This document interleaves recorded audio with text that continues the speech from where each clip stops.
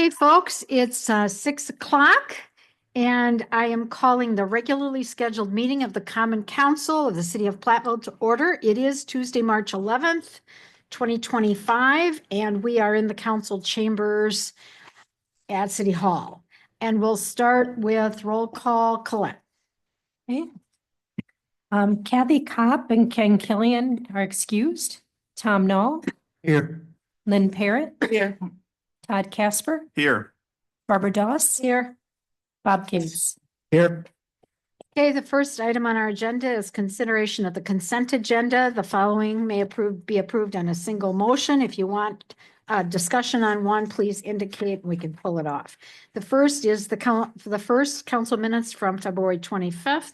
We have the payment to bills. We have the financial report for February. I have no appointments tonight to boards or commissions. Licenses, we have 1- and 2-year operator licenses to serve and sell alcohol, as are in your packet.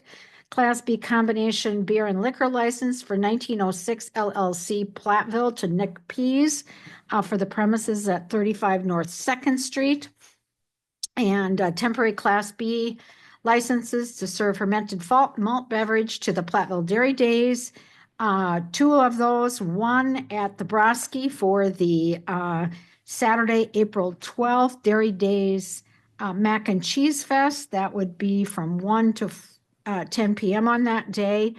And then Legion Park, including the track area, the Broski Center, and the outdoor patio for Friday, September 5th to midnight on Sunday, September 7th. Hard to believe we're already talking about Platteville Dairy Days, but we're going to get it done early this time. Okay, a walk-run permit for High Vibe Fitness for the St. Patty's Day 5-kilometer walk and run on Saturday, March 15th, and that's from 11 to 1. Do I hear any motion? Make a motion. I move to approve all items listed under consent agenda.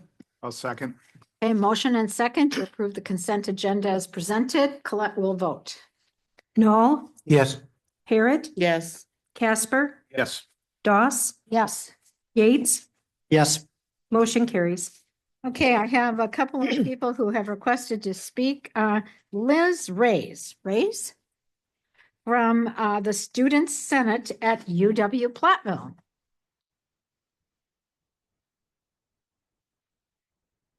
Hi, all.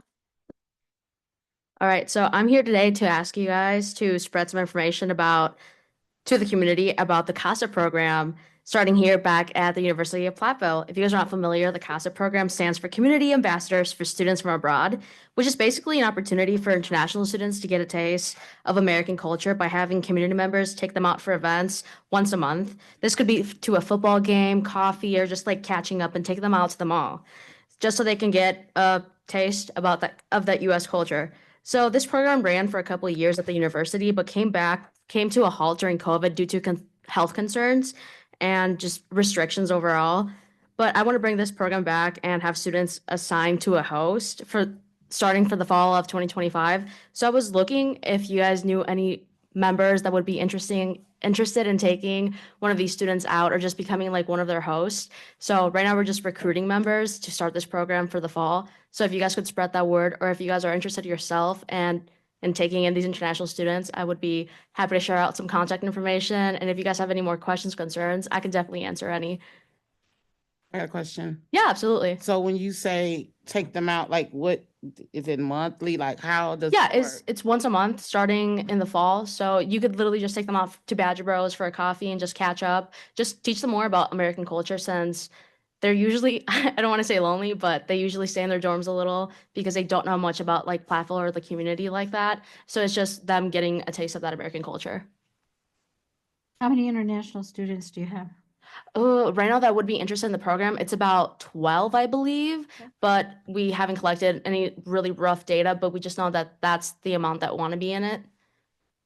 So we're just looking for a couple of people that would be interested, and then we'll go from there. And then you have contact information? Yes. Okay, can you, I don't know, can you, Jody isn't here. Can you send that to citymanager@platteville.org and and then Clint can get it to the right place. Yeah, absolutely. I will definitely do that. Okay. So I got one more question. Yeah.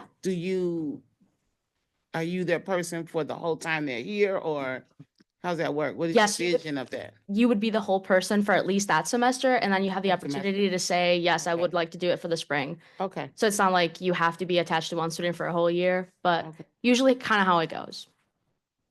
I And need I- to intercede. Count me in. Okay, perfect. I'll have your name down, Tom. Okay, thank Yeah, you I very was much. thinking the same thing. As long as I don't have to move them in my house for 4 years, I'm good. Exactly. I'm just saying. It can just be a couple hours Every a once in day. while. So yeah, Okay. Yeah, you can, we talk, give him the information. I'd love to do that too. sounds good. Thank you. okay, so Liz, you're not going to do a commercial for the International Night Dinner coming up?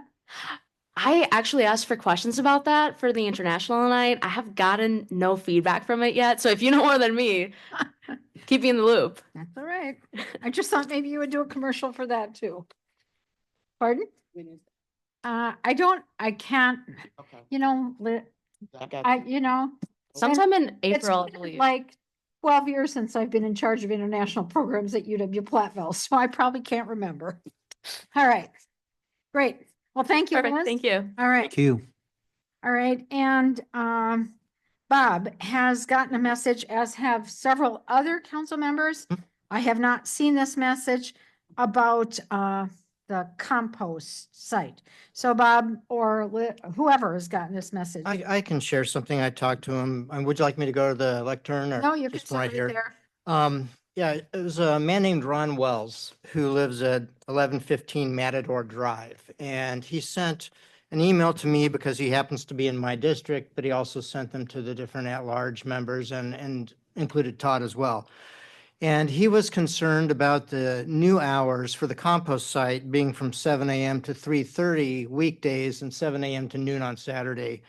Mainly because, that works for retired persons or people who do yard and tree work for a living, but it doesn't work real well if someone works like a regular day hour, 9 to 5 type job. And even on Saturday, having it be only until noon, if you're doing your yard work or tree work on Saturday morning, you might not be done in time to take it to the compost site by noon. And so it'd mean a lot of grass or leaves would be left out and could possibly get washed into the storm sewer system. And he had some suggestions he wanted me to share. One would be providing city residents with a code to get in. And even if there were a fee attached to that, a nominal fee. Another would be to use the new camera system to see if that would kind of mitigate the problems of contractors dumping after hours or dumping without having a permit. And so leaving the gates open, or even having a few nights a week, say Tuesday, Thursday, or Monday, Wednesday, Friday, extending the hours so people who are doing yard work after work could still, dump their waste at the compost site.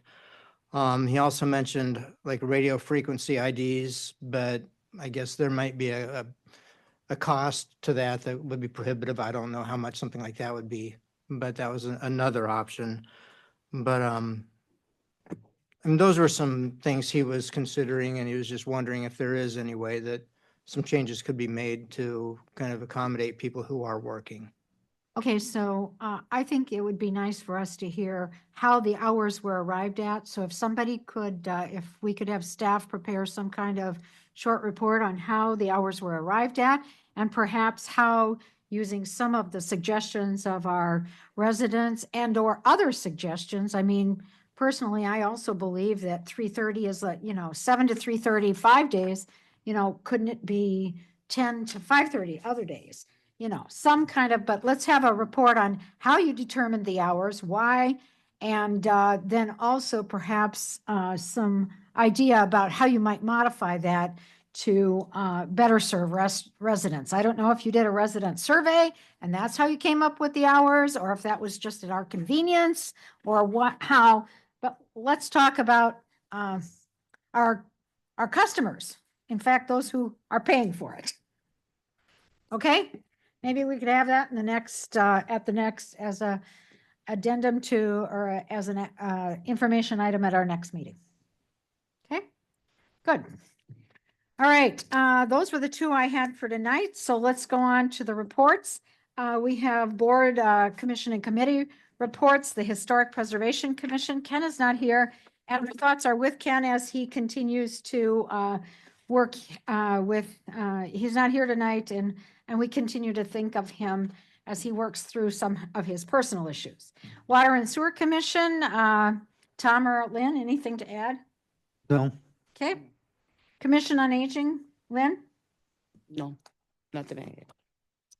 Also in the board packet were the Water and Sewer Financial Report, the Airport Financial Report, both for February, and then Department Progress Reports. Any questions, comments, or concerns, suggestions for those? If not, we have no action items tonight.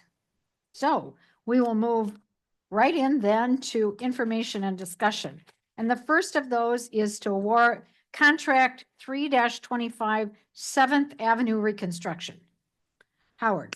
Yes, thank you. This project would reconstruct 7th Avenue from Camp to Ridge. It was chosen to coincide with the Camp Street reconstruction, plus the fact that water and sanitary sewer in very terrible shape. Different water main breaks, valves that are inoperable, one hydrant that's inoperable. The project will narrow the street and add sidewalk to the west side of the street. The street will be narrowed from the west side such that the entire street and sidewalk will fit in the same footprint as the current street, reducing construction costs. Any additional costs for sidewalk will be offset by the savings from the reduced asphalt and gravel for the street.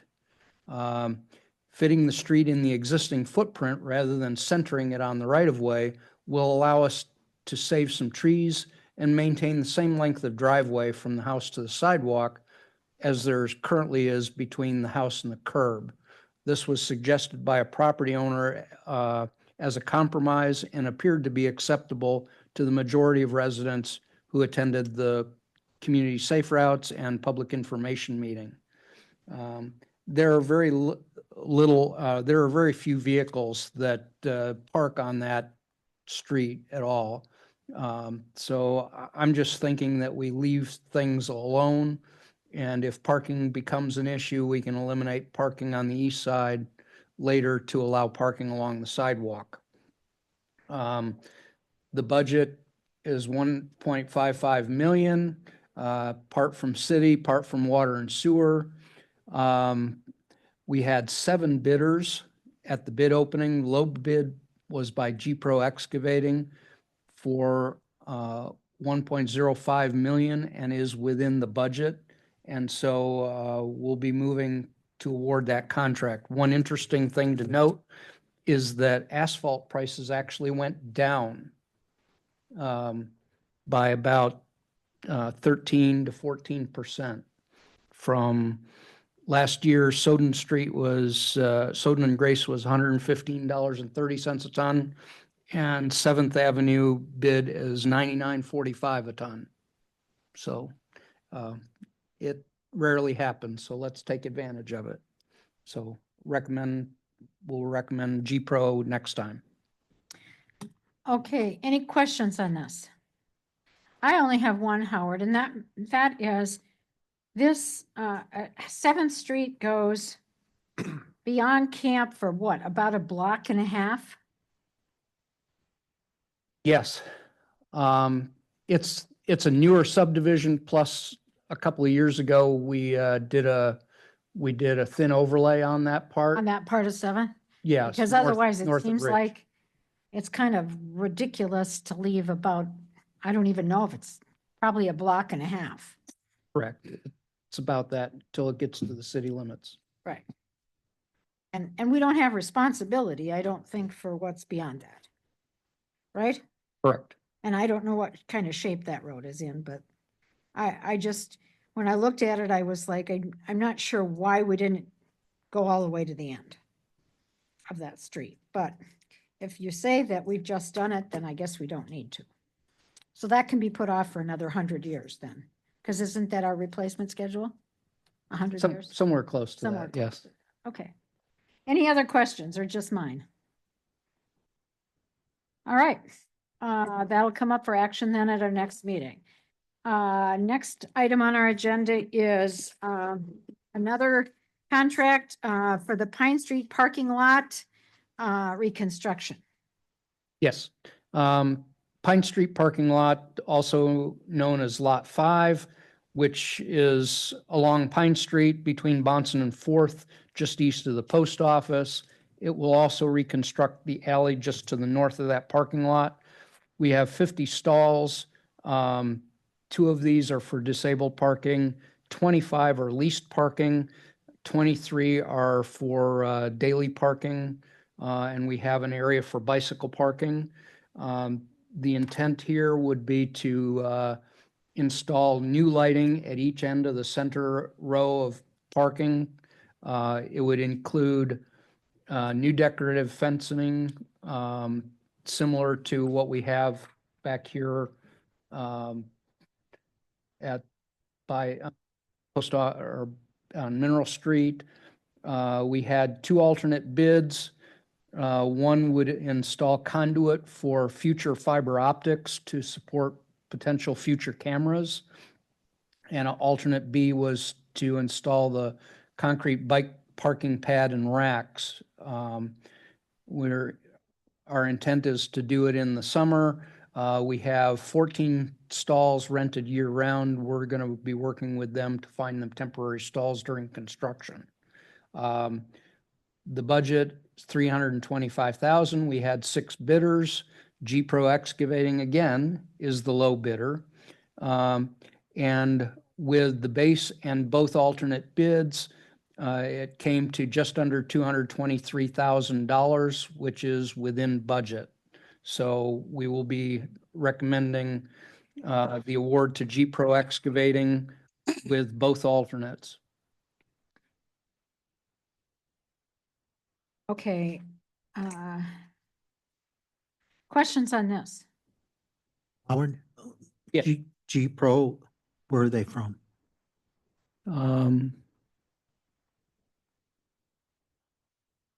I can't remember. I thought they were from Hazel Green. Why did I think that? Have we used them before? Yes. Okay.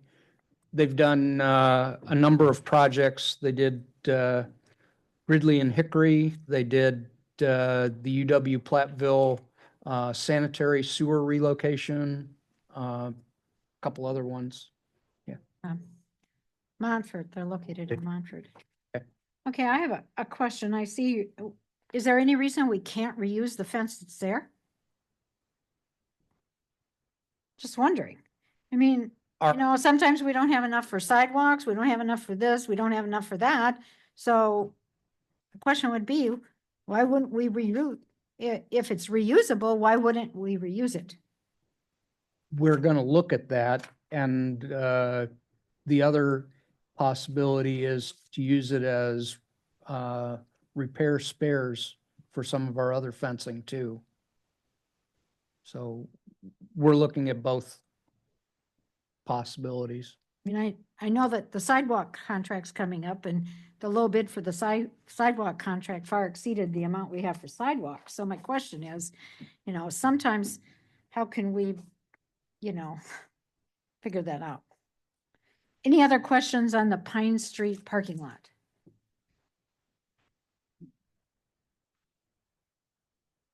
Okay, next is sidewalk repairs. Okay. The budget is 33,000 with engineering costs. We reduced the repair work to at or under 30,000. The low bidder is R&T Vaguely from Monroe. They did the repair contract last year. One of the things to keep the Camp Street reconstruction project on track, we had to promise to replace the sidewalk curb ramps on the east side of Elm and Camp Street. So that will reduce some of the amount for other sidewalk areas. So our intent would be to limit them to not to exceed $30,000 or at council's discretion, we could reallocate funding from somewhere else.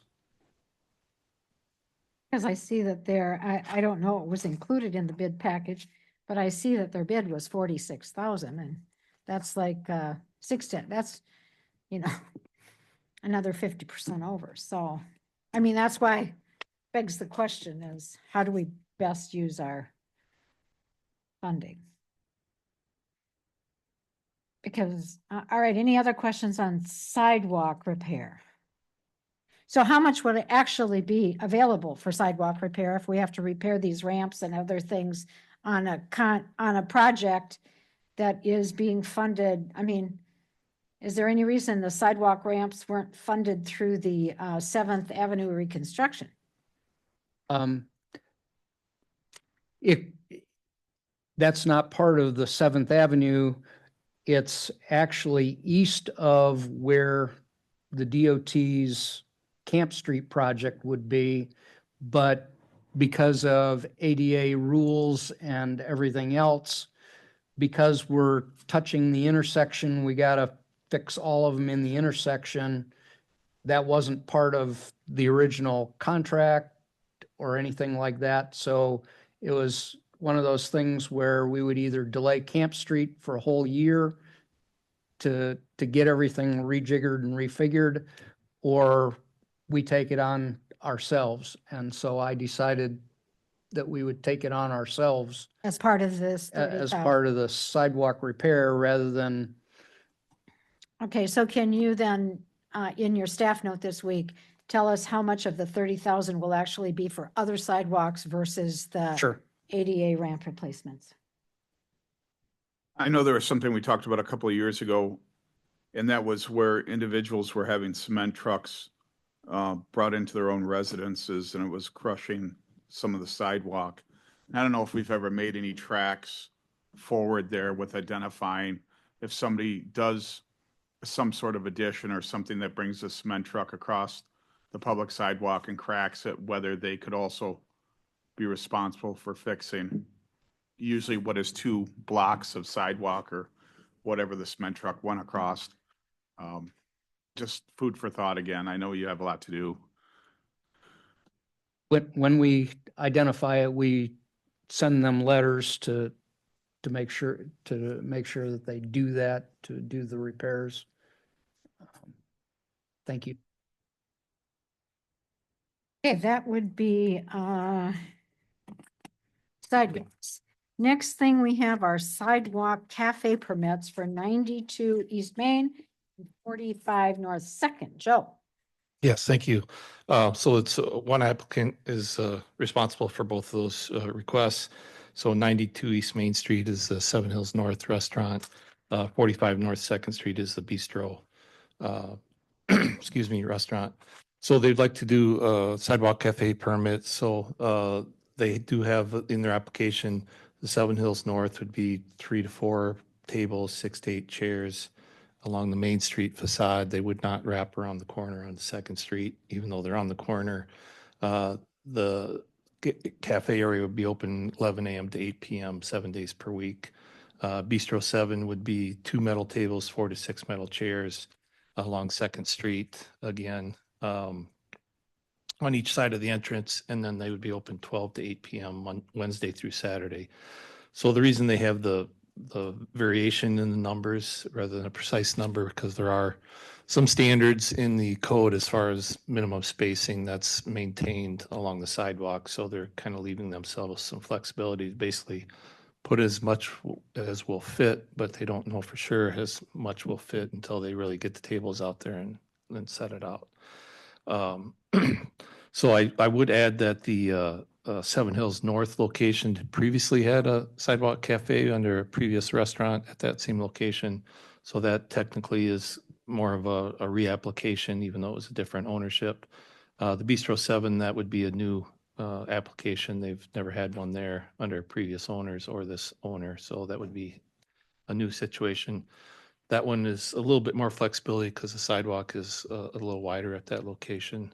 The Seven Hills North tends to be a little bit narrower, and there's a bike rack there they've got to kind of work around, so that is a little tighter. But anyway, the Plan Commission did consider this and recommended approval, subject to the requirements in the code, section 407, excuse me, which does outline all the minor details of how it's going to operate and passing standards for the sidewalk and so forth. Any questions? The one that, if I'm not mistaken, they wanted to extend, is this the restaurant? They want to extend the front of Well, I their, was gonna say, at one point in time, did the location that is Seven Hills North actually have a tables in a parking spot? Or am I just I crazy? remember That that was, too. kind of Yeah. a temporary thing we offered for restaurants to do during COVID. I think they took advantage of it for like a weekend or two, and then it didn't really go anywhere after that. I So, mean, I was like, Yeah. I'm thinking that, but so that was a temporary that was a temporary program kind of that the thing. city kind of offered to restaurants in the city. Would we ever think of extending that again without it being temperate? Would we ever think of, I mean, nobody's asked, but, Always asked, and the parking spaces downtown seem to be a little precious, so I Oh, don't really? know if that would go over very well, so. Barb, the extension that you Oh, there might be thinking of was for Cruise in Maine, so the street was closed. no, that was last year. I remember Okay. that. But this would have been several years ago because we had the whole discussion about how you rope it off or whatever, because there would be liquor served and people would be coming out of the restaurant, crossing a public sidewalk and then serving liquor and across, would that be called extending the premise? I mean, so some of it had to do with liquor licensing, because could you actually cross a public sidewalk with a beer or whatever? Would the waitress be, or would the server be subject to being on the street with an open intoxicant as they walked across? I mean, I remember those discussions kind of way back here somewhere. Okay, well, any other questions about the sidewalk cafe permit request from, what happened, Seven Hills North and Bistro 7? Otherwise, those would be on the agenda for action at our next meeting. Next, certified survey map, East Side Road. And Yes, so this is Joe. Yeah, so this is on East Side Road, kind of between the Southwest Health Center property and Industry Park, the west side of East Side Road. So they'd be creating a certified survey map to create a new lot for development, 2.79 acres, 303 feet of frontage. So pretty straightforward. The kind of, I guess, the additional aspects is they would have a egress easement, 66 feet wide on the south edge of that. It would be a shared driveway situation, but they're scaling it so it'd be wide enough to allow for an additional street extension to the west at some point in the future. And then they are also proposing restriction on the rest of the lot frontage. So no additional driveways at that frontage. They'd have to use that shared driveway location. The reason this is coming to the council, because not all certified survey maps come to the council, is because right now that lot does have, the property goes to the center line of the street. And then there's a roadway easement, which is kind of a typical for a township property, but in the city, we prefer to have a dedicated right of way. So they're actually dedicating part of that right of way as official right of way. So the council does have to approve that. Otherwise, the plan commission does recommend approval and staff recommends approval. Okay, questions? Otherwise, Joe, what I'm hearing you say is their actual driveway would go to the south Correct. Along the and then south property onto line. a road that would come east. Well, at this point, it would just be a driveway, but the actual easement would be 66 feet wide. So there's enough width there. So if a future street is installed, there's enough right of way for that. But at this point, that's just where their driveway would be located, and then it would come into their property. but it would be at the south end. Correct. Yes, And it would have to be there. There would only be one driveway. correct. And how wide would it be? Their actual driveway? Would it be 66 feet? I mean, the- I'm really concerned about egress and ingress onto Southwest Road. And then I'm concerned about the future when somebody else buys a lot and they want to do something. And then, you know, how that all works. And also just the future of the people who are in it now know what's going on. But in 10 or 15 years, you have new people and they say, well, we didn't agree to that. We didn't know that. We didn't. So that's why, to me, this has to be pretty specific in terms of the driveway being, Right, so the driveway would have to be within that easement area, and then the rest of the frontage would have a access restriction placed on it. and I don't know, Joe, is this is a projected lot. Has this lot actually in the form of a development, somebody's looking at purchasing? So the thrift store is the It's the thrift potential store. purchaser of the lot. So they've been looking for a new location for a few years now. They're busting at the seams. So I think they want to get the lot initially, and then they would have to go through their plans of fundraising and whatever they need to do to get a new building constructed. Okay, so basically there is going to be quite a bit of traffic. What Well, traffic the thrift store generates now, it would basically be what they're creating. Well, I think they're looking at expanding. So my concern is, as with Barb, is to make sure that we at least have the entrance, the proposed driveway, at least that the curb would wrap around, so it would be like it would be a street extension. You understand what I'm saying? I, I'm not sure. I mean, I don't think we want to force them to have a 36-foot wide driveway when they don't need to have a 36-foot wide driveway. Right? Joe, I mean, guess that's part of my our opinion. concern is if you look at thrift stores today, then pretty soon you get drop-off zones. So if you go to the current thrift store, they have two entrances, plus they have a drop-off entrance. And so, and sometimes these are now drive-through. I mean, if you look at Goodwill, you come in, you drive through, you've got a front entrance and a back entrance. So I think we just, and I know that that probably doesn't have anything to do with the certified survey map, but certainly as they bring in their plan for building and their plan for traffic movement and stuff, I don't want any misunderstanding that all of a sudden, oh, we're going to put a driveway on the north side, we're going to drive on the south side because we want to put a drive-through on the back of the building. And it's really inconvenient to have these people going in the front side that are going shopping and then also going to drop off stuff. So I think, you know, I mean, I think that, you know, and I know that doesn't have anything to do with a certified survey. That's a separate, that's a construction and a development issue. But I think we have to make sure that they understand that they will get only one driveway. And that's the reason for the access restriction. Right. Answers my question as well. Thank you. Okay, and that will come up, the certified survey map will come up for action at the next meeting.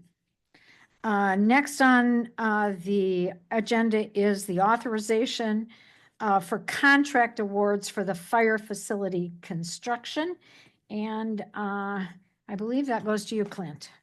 Thank you. Yes, the city of Platteville has issued our request for proposals for various construction services in preparation for the construction of the new facility. Obviously, our next steps, and again, this is at the former OE Gray site on Adams. The construction project is bid out and is anticipated to be bid out through multiple contracts, all through our construction manager, Kramer Brothers. The RFP includes a complete set of instructions that they have to follow through the website, and it's all rather kind of technical and such on how to get in there, but it's all in a way to vet out our qualified bidders that are familiar with those types of processes. Wanted to bring this to your attention tonight is also a way of getting the word out to folks to make sure that our local bidders are aware of this and that we are able to get them and connect with the process. They can reach out to us here. They can reach out to our website and get on board and take a look at it.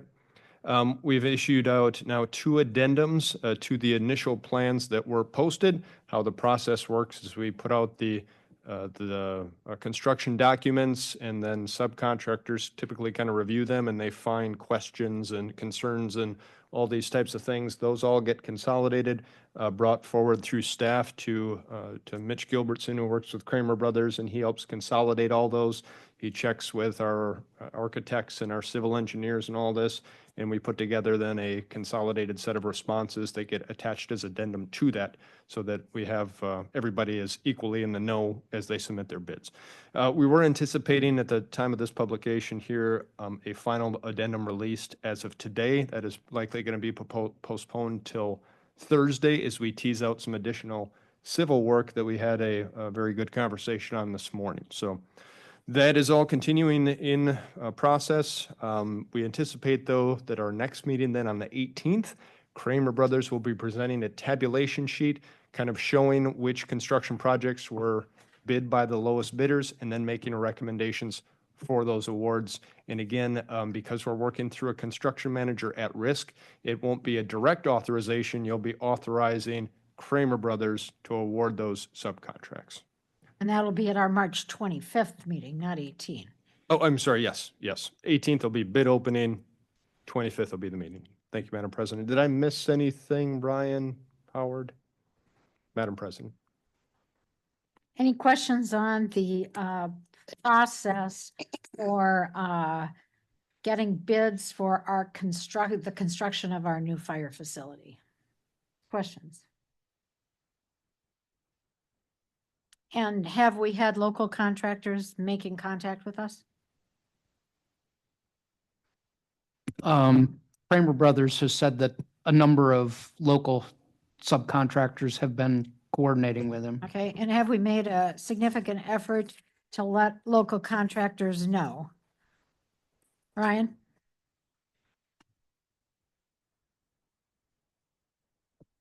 I know that between Kramer's and some of the contacts we made, we've reached out to quite a few of those local ones and made them aware of that the bidding is open and they can get the information from Kramer Brothers. So Kramer's is very familiar with this area, and they have a wide list of our local contractors that they did send notice out to, so. Other questions about?